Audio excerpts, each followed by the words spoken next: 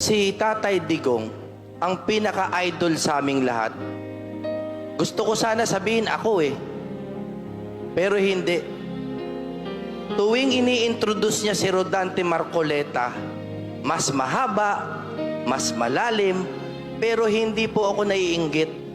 Nakikita ko po kung bakit niya laging idinidiin na kailangan natin si Rodante Marcoleta. Hindi po ito dahil politika. Ito po ay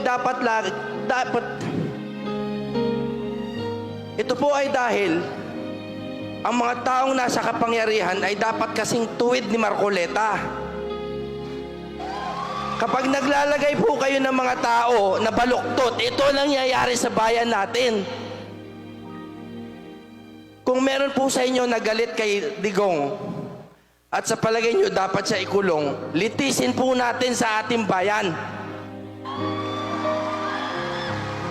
Kung nandyan si Marcoleta, pwede siyang nagsisigaw sana. Kung may kapangyarihan siya, pwede niya sanang tinutulan yung kidnapping o yung rendition kay Tatay Digong. Kaya ako po ay nandito bilang singer po, bilang endorser. Kinalimutan ko muna yung pagiging kandidato ko para makasigurado, makaisa man lang tayo na matinong tao na makapasok sa Senado.